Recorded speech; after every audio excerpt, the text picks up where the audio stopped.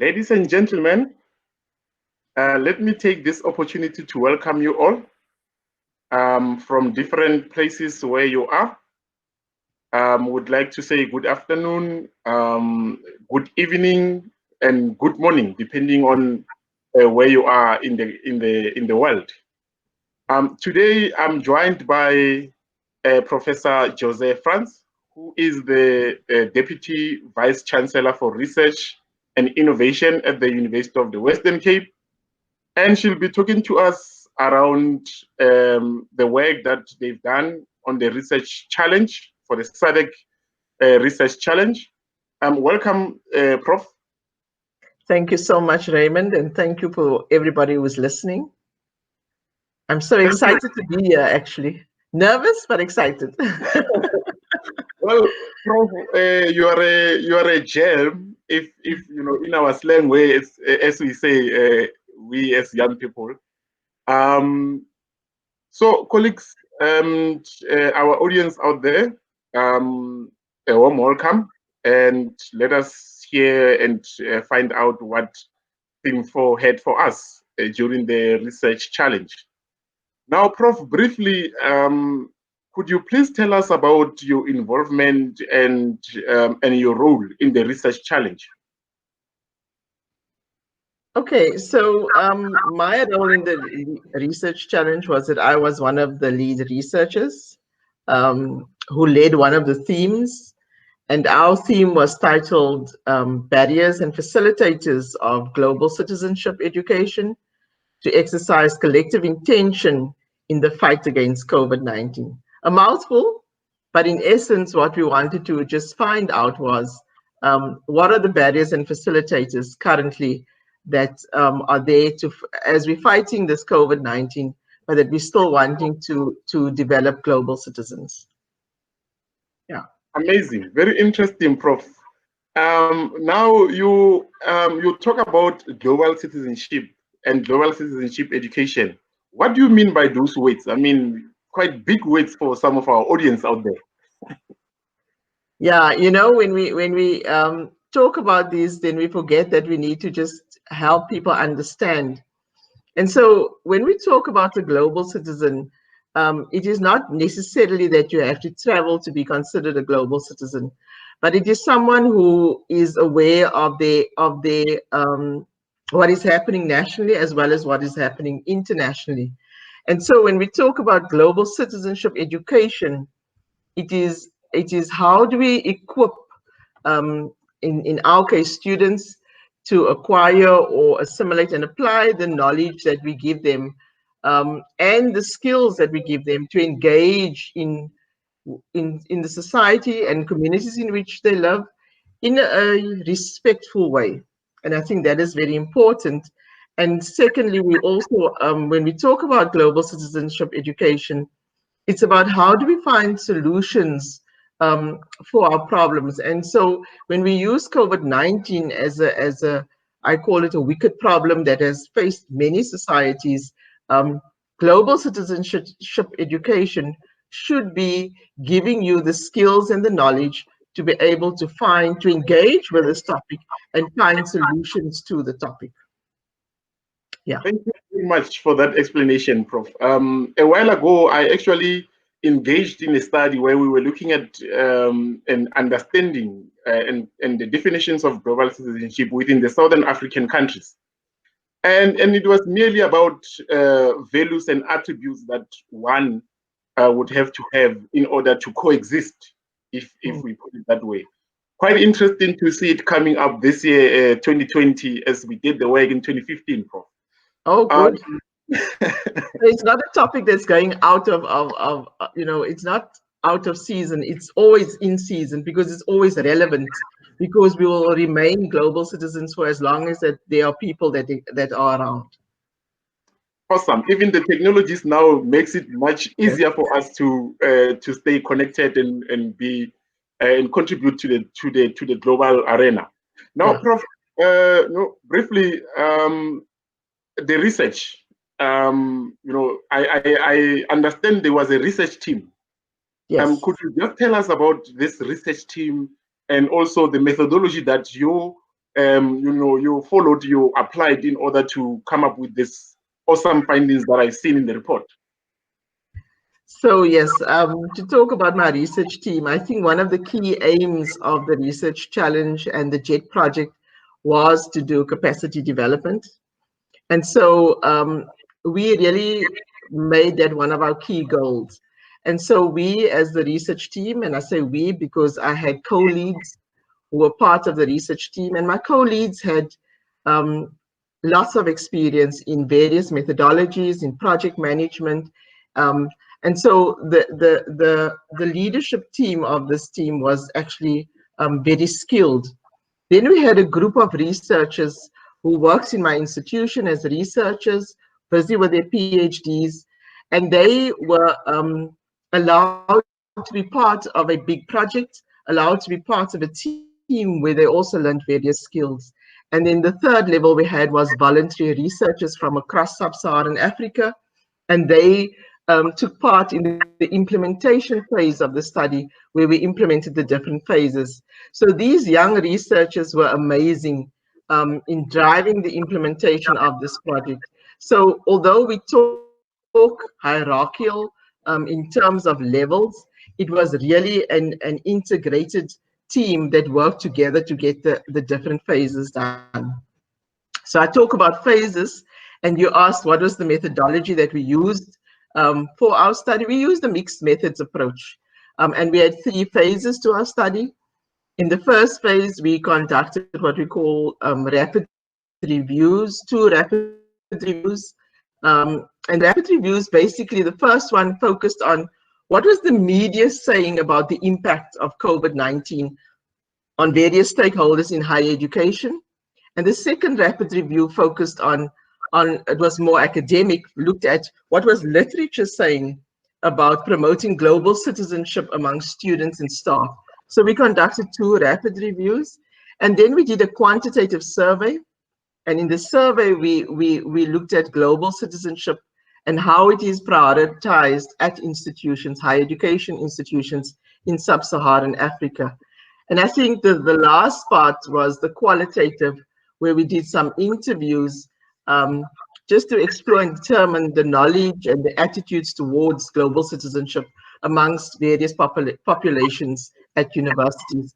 So yes, that was what we did in terms of our study in brief as methodologies that we use. So we used a mix, and I think the researchers were able to learn at a fast pace skills in terms of quantitative, qualitative, and rapid reviews in one 5-week project. I think that was amazing. Thank you very much, Prof. No, the study was indeed, when I looked at the report, it was quite academic as well. You know, I was quite impressed. I see in your study, you've done the structural equation modeling. You know, all of those things were encompassed in the study. Yes, we could. That's why I say we had different co-leads, and each one had their strengths. And so there was someone who was very good at the quantitative analysis and doing those kind of analysis, and then we had those who were good at the qualitative analysis. So yes, we had different strengths in the group. So don't ask me things that I don't know, eh? And I'm sure there isn't anything that you wouldn't know. You speak so confidently about this study that even, you know, at the blink of an eye or someone wakes you up, you'll be able to respond. Now, Prof, now let's get into the study itself, and you know, so that you know our audience can also get to be in the same page where you are. And I would like to throw in one quote from your study here, is that you indicated that, you know, our task within this endeavor is to show how greater sense of Southern agency, rather than simply being mercurial to globalization and North strategies. Can you tell us more about that statement? So basically what we were saying is that, you know, when we did the rapid review, the papers that we came across were mostly based in the North in terms of Europe and American studies. And so what we were wanting to achieve with our study was to let others hear the voice of the South. And so our main aim, or our main target population was Sub-Saharan Africa and institutions in Sub-Saharan Africa. And so we really tried to bring out what was happening in Sub-Saharan Africa. Now, when you think about it, COVID hit everybody around the world. And on a fast pace, information was coming out of what was happening in the north and what was, what people were saying. But from the south, we were actually quite quiet. And so this project really gave us an opportunity to let the voice of those institutions in the south be heard, because and we will obviously talk about the results later, but one of the key things that we wanted to bring out was the inequalities that exist within the Sub-Saharan Africa universities, and also amongst our students. And so those were some of the key things that were emerging from the results. And you wouldn't hear that voice if you don't conduct the study in Sub-Saharan Africa. You would only hear the northern voice in terms of what has been happening. I'm not saying that what they do in the north is not good, but we tend to take it as gospel and we just apply it in our institutions, And so I think it's important that we as researchers give our own voice an opportunity to be heard in terms of what is happening in our institutions and what would be solutions that is relative to our context for us to highlight. Yeah. Interesting, so Prof. That is what we were saying. Interesting. As I said, when we conducted this study 5 years ago, it was actually harder to find any literature coming out of the South. It was mainly the North, and in particular, it was Europe. And I just want to check, now in 2020, is it still the same? And in terms of, the South being silenced in this area? Yes, I think it's still the same. We found a few articles, I think, in our rapid review. Now, you must know a rapid review is only done for a short period of time. And so I think our period was 2015 to 2020 in the last 5 years. And we found about 6 or 7 articles that we found that was relevant. Maybe if we had more time and we expanded our databases, we might have found more. But those were the only articles that we could find that speaks to the topic that we had alluded to. So I still think since your time, 2015 to now, there's not enough being said and written about global citizenship education and how we in the South understand it and what it means to us as higher education institutions. That's interesting, Prof. Now, one other issue that I want to ask is, do you find global citizenship education being embedded in the education systems, both in the higher education or in the basic education within the Southern Africa? Or is it a by the way concept within the systems? Yes, I'm going to agree with your second statement that it's a by the way concept. It is not something that we openly talk about.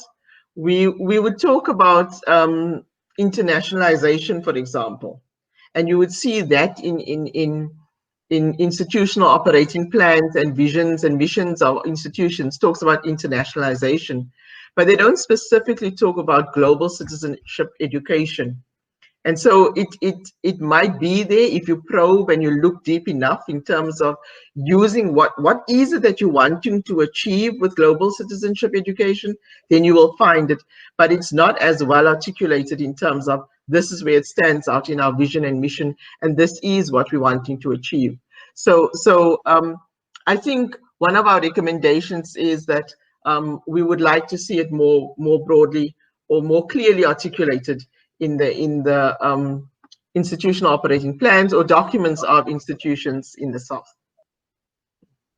Awesome. Thanks for that response. Now, could you just give us some key findings that are coming out of this research? Well, you must now understand we had 3 phases, and so there's difference. But so I'm going to just give general overview findings of the study and not specifics. But the one thing that we are clear about from our study is that the higher education sector in the South, we don't have a consensus on what is the meaning and understanding of global citizenship. And so I think it is worth exploring that and having conversations around what global citizenship means for us as a higher education sector. And I think even more so as we look at SDGs and looking at the 2030 in terms of what we want to achieve, that is going to become key for us. Another key aspect that came out for us was that there was evidence among staff that they do engage in some of the values and principles of global citizenship. And so if we could harness that in a good way, then it can become part of the values system of higher education institutions. I think we had touched on the fact about the global North strategies, and that we need South-to-South agency in terms of our curricula, in terms of our publications, in highlighting what it is that we are saying from the SADC regions in terms of global citizenship education. Another key finding for us was that COVID-19 clearly highlighted and underscored the inequalities and the vulnerable groups within our societies. And I think that one thing that also became clear was that in the SADC region itself, there is great variation in higher education institutions within and between countries. And I think, you know, as we talk about equal education as part of SDGs, we need to start looking at what does that mean for us in the SADC region and how do we address that. I think one last point that I want to highlight that I think came out of the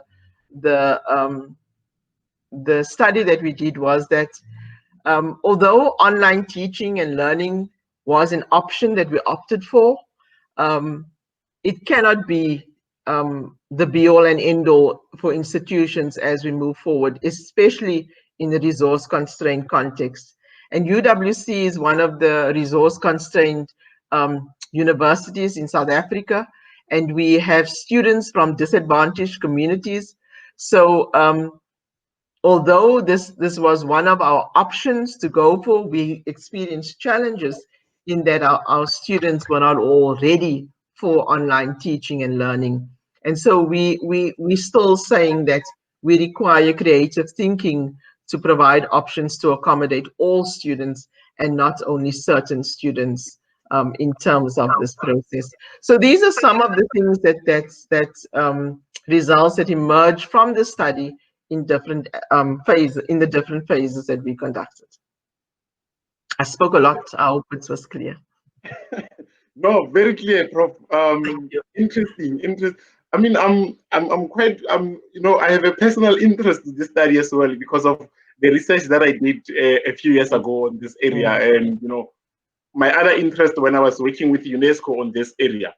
And in fact, what UNESCO is trying to do is trying to, you know, to promote global citizenship education, particularly in the SADC region. And I think this study would contribute significantly to that. Yes. Because, you know, as I was saying, lack of literature has been one of the key issues in this area. Yes. Now, Prof, just also quickly in terms of your recommendations. Yes, you've done this study, the rapid review, you know, the qualitative, the structural equation modeling. What is it that you're saying to our audience out there to say, this is our recommendations as a team from the SADC researchers?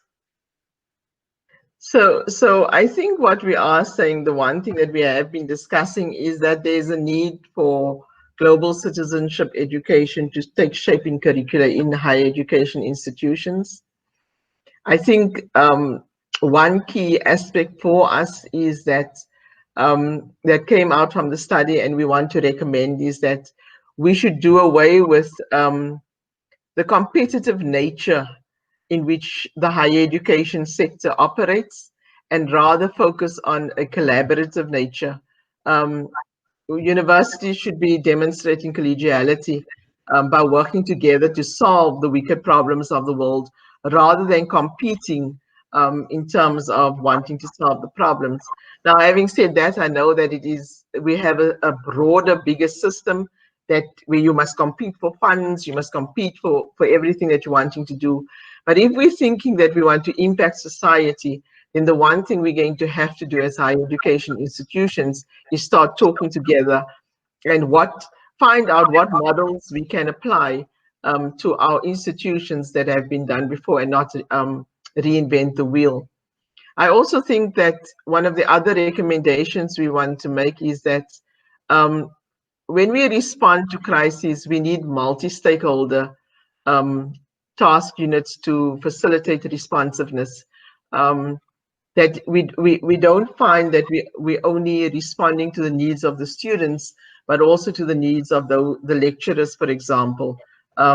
Because in shifting to the online learning platforms, the lecturers had to, accommodate, learn new, and did we consider that they were suffering from burnout? Did we consider that they were also adapting to the whole process? So we think that is important for institutions to really engage in as we move forward. And I think another aspect that we could recommend, although I have said that some of the inequalities that has been highlighted, if we think differently, we can increase digitization as a mode of delivery for an increase in participation in higher education. And so what am I actually saying? We're talking about access. And if we are able to develop shared and open resources, then more students can access higher education. And so more students can access institutions. So I think sharing of resources and strategies is integral to how we move forward post-COVID-19 in terms of higher education institutions. Amazing recommendations, Prof. Now, I know I'll be putting you on the spot here, but you spoke about collaboration and competitions and so forth. In your view, Prof, would that be something that we can achieve as a Southern African community? That's a difficult question. I think because it's affected by various stakeholders, and so our governments differ, for example.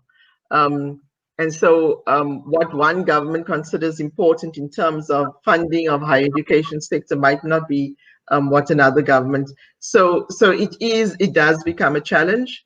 But I would think that if we are saying that we have a common problem, for example, COVID-19 showed us that across the board, a pandemic can hit everybody. And so suddenly we had to work together to find out how do we find solutions that could be used, even though it's just principles that could be used. And so there are key things I think that, yes, we can compete for, but there are other things that I think we can work as a collective in the higher education sector in sub-Saharan Africa together to be able to solve the problems. And when we talk about inequalities and students from disadvantaged backgrounds, it's not unique to South Africa. It's not unique to UWC. It's something that happens in different countries. And I think so if we can find out what works in us, in our university, how did we solve the problem, and we share best practice, then a university in Malawi doesn't have to reinvent the wheel. They can take some of those principles and see how they can apply it in their context. So in that way, I'm saying that collaborative efforts should make a difference in the higher education sector. Well articulated, Prof. That was very a well articulated response. Now, Prof, last two thoughts that you want to leave the audience with. If you were to then, generalize the entire report with leaving the audience with last two thoughts. The one thing I would like to leave the audience with is that When you talk about or think about global citizenship education, you don't only have to think about international travel, but that you can actually think about ways and means of connecting your institution, your students, your staff, your academics to the world out there in different ways.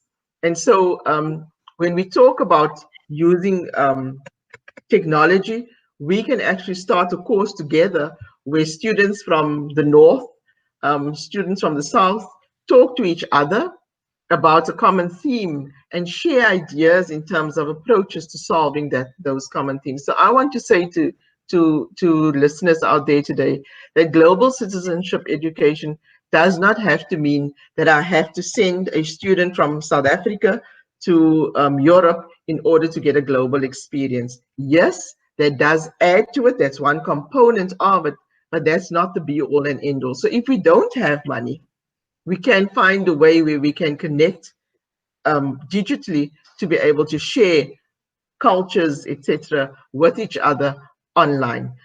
So that is one thought that I would like to leave with the listeners. The second thought that I would like to leave is that, COVID-19 has shown us that there are several wicked problems that we need to address in this world. The pandemic is but one of them. Another might be unemployment. Another might be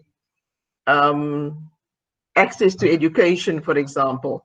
And the challenge that I want to put to people out there is that let's find solutions collaboratively. You cannot leave it to one group of people to try to solve the problem. I also want to say to our colleagues, if whoever's listening is from a higher education institution, is that your communities around you can assist you in finding solutions to the problems that they are facing themselves. So it does not mean that we have to have a top-down approach in terms of finding solutions to the problems, but that we can actually have a reciprocal approach where we engage people to find solutions to the problems that affect us on a daily basis. Thank you very much, Prof. I mean, going back to your first thought, Prof, it takes me back to what we're doing here at JED. So every Friday we have something called the World Tour. Now, what the World Tour does is that we speak to someone from a different country who is in that country, and we talk about, that person will tell us about their culture, their food, their tradition, all of those. And we also include the issues of education, and that has been happening now for a couple of weeks, and we've now having virtually traveled to about 6 countries during the pandemic, and that's when you spoke about your first thought around you don't need to send someone to Europe. It actually clicked my mind that we actually doing that. We just need to now embed and start appreciating those issues. And indeed they do play a significant role, because now I'm well aware personally of 6 countries which I've not traveled to, and I know their culture now. Prof, thank you very much for this inputs, and I'm sure the listeners out there are also intrigued, but by this concept alone, and also by the research findings as they came through from the research. From our side, Prof, we thank you for taking part in this interview. And we have officially launched report thematic 4. And for our audience out there, the report is now in the public domain, and it can be accessible through our website at www.jet.org.za. And you can now start sharing the report with your colleagues in the higher education sector, and we can keep the discussions going. Let it not end here. Let's keep the discussions going. Thank you very much to everyone who tuned in to join us in this last half an hour while we talk about this theme. Thank you so much, Raymond. Thank you. Bye-bye, everybody. Thank you. Bye-bye.